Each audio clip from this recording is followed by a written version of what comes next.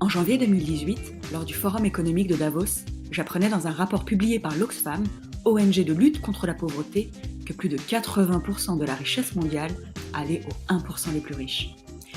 Ça signifie que 8 personnes dans le monde possèdent autant que la moitié la plus pauvre de la population mondiale. Et la France n'est pas en reste. Selon le même rapport, en 2016, 21 milliardaires français possédaient autant que 40% des Français les plus pauvres. Et la situation ne va pas en s'améliorant. Les économistes sont unanimes. Le risque d'une nouvelle crise financière se fait clairement ressentir. D'ailleurs, Dominique Strauss-Kahn, alors directeur du FMI en 2008 lors de la dernière crise, estime que la situation actuelle est plutôt plus grave qu'elle ne l'était à l'époque. Je me suis rendu compte que 10 ans après la dernière crise, les banques n'avaient retenu aucune leçon du passé, puisqu'elles continuaient dans leurs excès et dans leurs dérives.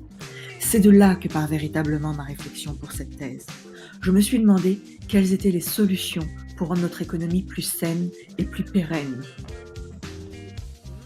C'est ainsi que j'ai découvert 2 marchés en croissance. Le premier est le marché de la finance éthique, plus précisément le marché de la finance islamique, qui est en très forte croissance à travers le monde. Le deuxième marché est une technologie révolutionnaire qu'on appelle la blockchain.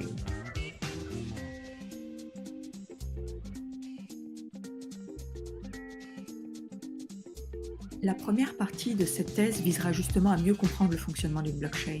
Quels sont ses atouts et la raison pour laquelle elle est considérée comme une technologie révolutionnaire. Nous verrons aussi l'ensemble des usages déjà en application et finalement quelles sont ses limites et les défis qui l'attendent pour pouvoir se développer encore plus. Nous tâcherons également de définir le marché de la finance éthique, et plus précisément celui de la finance islamique. C'est un marché en forte croissance dans le reste du monde, qu'en est-il en France ? Il y a encore, vous verrez, des contraintes à maîtriser pour pouvoir évoluer sainement. Après avoir analysé ces 2 marchés et en comprenant mieux leurs spécificités, nous pourrons comprendre comment la révolutionnaire blockchain peut être mise à profit d'une finance éthique. Si la question vous intéresse et que vous voulez en savoir plus, alors je vous donne rendez-vous pour ma soutenance le mardi 20 novembre à 17h à l'Institut Léonard de Vinci. Je vous expliquerai alors comment, grâce à la blockchain et la finance islamique, nous pouvons apporter des solutions pour assainir et pérenniser notre économie. Hâte d'y être, je vous dis à très bientôt.